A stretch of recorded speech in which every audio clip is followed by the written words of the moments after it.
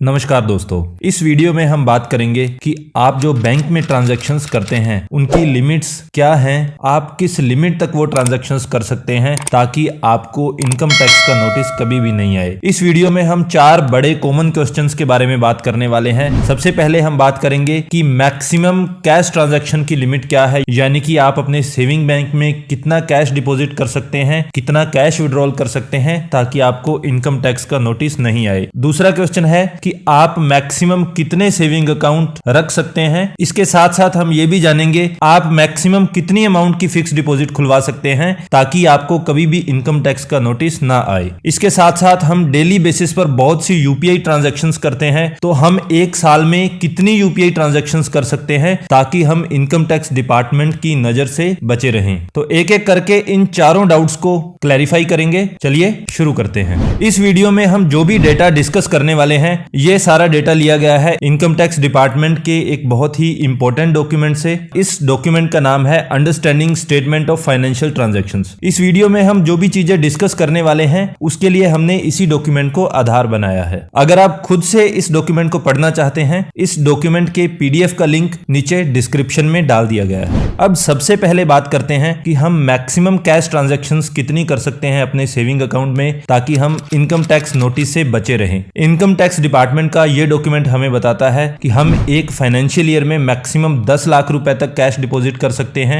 Deposit के साथ साथ एक फाइनेंशियल ईयर की विड्रॉल की लिमिट जो है वो भी 10 लाख रुपए ही है। ये जो 10 लाख की लिमिट है ये आपके सारे सेविंग अकाउंट्स को मिलाकर है। आप ऐसा नहीं कर सकते कि आप मल्टीपल सेविंग अकाउंट्स खुलवा लें और आप ये सोच रहे होंगे कि 9-9 लाख की हम सब जगह ट्रांजैक्शंस कर लेंगे तो हम इनकम टैक्स डिपार्टमेंट की नजर से बचे रहेंगे। तो ऐसा नहीं है। ये जो 10 लाख की लिमिट है ये एक ओवरऑल लिमिट है। अब ऐसा नहीं है कि हमने 10 लाख लिमिट डिस्कस की है तो आप 10 लाख से ऊपर की कोई ट्रांजैक्शन नहीं कर सकते। आप अपने खुद के सेविंग अकाउंट में जितनी चाहे ट्रांजैक्शंस कर सकते हैं, जितनी भी अमाउंट की ट्रांजैक्शंस कर सकते हैं। आपको इस बात का हमेशा ध्यान रखना है कि अगर आपकी ट्रांजैक्शंस की डिपॉजिट विड्रॉल की ओवरऑल लिमिट 10 लाख से पार हो रही है तो उसके बाद आप जितनी भी ट्रांजैक्शंस करेंगे आपको सारी ट्रांजैक्शंस का प्रॉपर रिकॉर्ड रखना है, क्योंकि ऐसा हो सकता है कि फ्यूचर में आपसे income tax department in multiple deposits या विड्रॉल के बारे में पूछे तो उस समय आपके पास प्रॉपर एक्सप्लेनेशन इसकी होनी चाहिए। और अगर आपके पास इसकी प्रॉपर एक्सप्लेनेशन नहीं होगी तो उसके क्या कॉन्सिक्वेंसेस आपको भुगतने पड़ सकते हैं। हो सकता है कि आपका सारा का सारा पैसा चला जाए, प्लस आपने जो ट्रांजैक्शंस की हैं उसका प्रिंसिपल तो जाएगा ही जाएगा, उससे कई गुना पैसा आपको इनकम टैक्स डिपार्टमेंट को पेनल्टी के रूप में भी देना पड़ सकता है। इसके बारे में हम इसी वीडियो में आगे डिस्कस करेंगे। अब इस ओवरऑल ट्रांजैक्शंस पर एक कैप के साथ साथ इंडिविजुअल ट्रांजैक्शंस पर भी कैप है। अगर आपकी कोई भी कैश ट्रांजैक्शन जो है वो 2 लाख रुपए से ज्यादा की होती है तो उस केस में आप मान के चलिए कि इनकम टैक्स डिपार्टमेंट आपकी ट्रांजैक्शंस पर नजर रखे हुए है। आपको इस तरह की जो भी ट्रांजैक्शंस है उसका प्रॉपर रिकॉर्ड हमेशा के लिए मेंटेन रख के चलना है। आप किसी भी बैंक में 2 लाख या उससे ऊपर की कोई भी कैश ट्रांजैक्शन करते हैं तो उसके लिए आपको हमेशा प्रॉपर रिकॉर्ड मेंटेन रखना है। आप मैक्सिमम कितने सेविंग अकाउंट खुलवा सकते हैं इसके लिए इनकम टैक्स डिपार्टमेंट कोई भी क्लैरिफिकेशन नहीं देता। कोई भी बैंक आपको कोई भी सेविंग अकाउंट खोलने से नहीं रोकेगा, तो आप जितने चाहें सेविंग अकाउंट खुलवा सकते हैं। इसके लिए कोई भी लिमिट निर्धारित नहीं है। इस लिमिट के साथ हम एक और सिनेरियो को समझते हैं। सपोज एक आदमी है जो कि थोड़ा थोड़ा पैसा जमा करता है हर साल। वो थोड़ी बहुत सेविंग करके हर साल 2 लाख रुपए अपने सेविंग अकाउंट में सेव कर लेता है और बहुत लंबे समय तक वो इस पैसे को सेव करता रहता है। सपोज वो 10 साल तक इस पैसे को सेव करता रहता है तो 10 साल के बाद उसके पास लगभग 20 लाख रुपए तो उसका प्रिंसिपल खुद का प्लस इंटरेस्ट ये सारा उसके अकाउंट में जमा हो जाएगा, यानी कि उसका ओवरऑल बैलेंस जो है अकाउंट का वो काफी ज्यादा होने वाला है इस केस में। तो यहाँ आप देख पा रहे होंगे कि 2 लाख रुपए वो हर साल जमा करवा रहा है अपने सेविंग अकाउंट में, लेकिन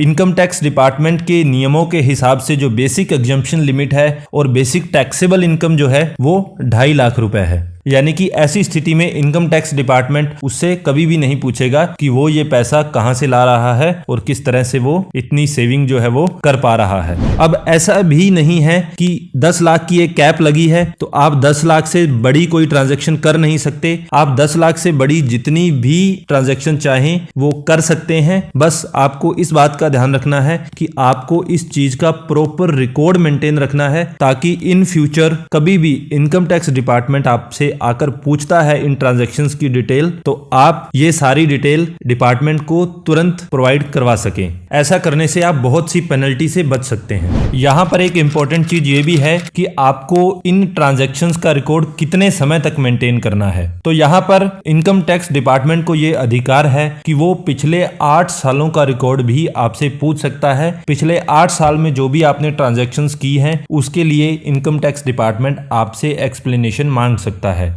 तो हमने 2022-23 में जो भी ट्रांजैक्शंस की हैं उनको आप +8 कर दीजिए। इतने सालों तक आपको अपना रिकॉर्ड संभाल कर रखना है जो भी आपने अपने अकाउंट्स में ट्रांजैक्शंस की हैं। और जब भी इनकम टैक्स डिपार्टमेंट आपसे इन ट्रांजैक्शंस के बारे में पूछता है और अगर आप इन ट्रांजैक्शंस को जस्टिफाई नहीं कर पाते, इस पैसे का सोर्स जो है वो आप जस्टिफाई नहीं कर पाते हैं, तो उस केस में इनकम टैक्स डिपार्टमेंट आप पर हैवी पेनल्टी इंपोज कर सकता है। अब मान लीजिए इनकम टैक्स डिपार्टमेंट का एक नोटिस आया और आप उस इनकम को जस्टिफाई नहीं कर पाए हैं, तो इनकम टैक्स डिपार्टमेंट इस इनकम को अनएक्सप्लेन्ड इनकम की कैटेगरी में डाल देगा। इस कैटेगरी में डालने का मतलब है आप पर हैवी टैक्स और पेनल्टी इंपोज होने वाली है। तो ये जो अमाउंट है इस पर आपको 60% टैक्स देना पड़ेगा, 25% सरचार्ज देना पड़ेगा और 6% पेनल्टी, यानी कि आपका जो फाइनल टैक्स निकल कर आएगा वो आएगा 83.25%, यानी कि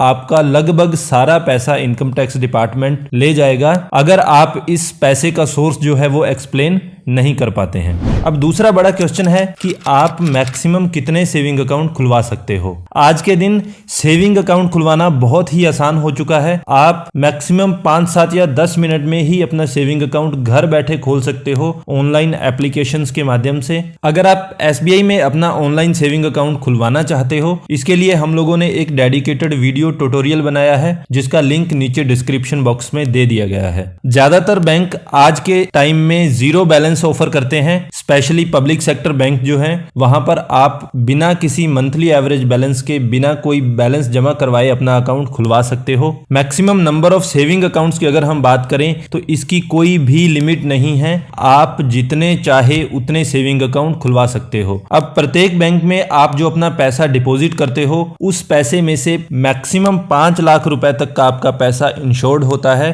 जो कि DICGC के द्वारा कवर किया जाता है। अगर आपका बैलेंस जो है किसी बैंक में 5 लाख से ज्यादा है, अगर बैंक डूब जाता है किसी वजह से, जिसके चांसेस हालांकि काफी कम होते हैं, उस केस में मैक्सिमम 5 लाख रुपए तक आपको गवर्नमेंट जो है वो वापस देती है। तो बहुत से लोग इस DICGC कवर को ध्यान में रखकर मल्टीपल अकाउंट्स खुलवाते हैं अगर उन्हें ज्यादा पैसा डिपॉजिट अकाउंट्स में रखना होता है तो। हालांकि ज्यादा सेविंग अकाउंट खुलवाने एडवाइजेबल नहीं होता, क्योंकि इससे आप अपने अकाउंट्स की प्रॉपर ट्रैकिंग नहीं रख पाते हैं। किस अकाउंट में कितना मंथली एवरेज बैलेंस रखना है आप उसका ध्यान नहीं रख पाते हो। इसके साथ साथ सारे अकाउंट्स में आप ATM के या जो भी आप ऑनलाइन सर्विसेज लेते हैं उनके भी चार्जेस लगते रहते हैं। तो इन सब से बचने के लिए ज्यादा अकाउंट खुलवाने कभी भी एडवाइजेबल नहीं होते हैं। अब आगे बात करते हैं कि हम मैक्सिमम फिक्स डिपॉजिट कितनी खुलवा सकते हैं। इसके लिए जो मैक्सिमम लिमिट है वो 10 लाख रुपए है। आप 10 लाख से ज्यादा की अगर कोई भी फिक्स डिपॉजिट खुलवाते हैं तो उसके लिए आपको प्रॉपर रिकॉर्ड मेंटेन रखना है। अब जब भी आपके फिक्स डिपॉजिट पर आपका जो इंटरेस्ट है, इंटरेस्ट अमाउंट 40,000 या उससे ज्यादा हो जाता है, तो उस केस में बैंक जो है आपके इंटरेस्ट पर 10% TDS काटना शुरू कर देता है और बैंक इस TDS को काटकर इनकम टैक्स डिपार्टमेंट को डायरेक्टली रेमिट करना शुरू कर देते हैं। ये जो 40,000 वाली लिमिट है, ये लिमिट सीनियर सिटीजन के लिए 50,000 रुपए है। यानी कि सीनियर सिटीजन के केस में अगर 50,000 से ज्यादा इंटरेस्ट अर्निंग हो जाती है तो उस समय बैंक जो है आपका TDS काटना स्टार्ट कर देते हैं। यहां पर आपकी जो इंटरेस्ट अर्निंग है इस पर अगर आप TDS नहीं कटवाना चाहते हैं और आपकी इनकम टैक्सेबल नहीं है तो उस केस में आप बैंक में जाकर अपना फॉर्म 15G 15G या 15H सबमिट करवा सकते हैं और बैंक आपका TDS काटना रोक देगा। इन सब चीजों के साथ साथ आपको अपने क्रेडिट कार्ड के बिल का भी ध्यान रखना है। अगर आप अपने क्रेडिट कार्ड का बिल कैश में डिपॉजिट कर रहे हो और ये बिल की अमाउंट 1 लाख रुपए से ज्यादा है तो उस केस में आपके पास एक एक्सप्लेनेशन लेटर आ सकता है इनकम टैक्स डिपार्टमेंट की तरफ से। इसके साथ साथ अगर एक फाइनेंशियल ईयर में आपका जो ओवरऑल बिल है वो 10 लाख रुपए से ज्यादा आ रहा है तो उस केस में भी आपको इनकम टैक्स डिपार्टमेंट से नोटिस आ सकता है।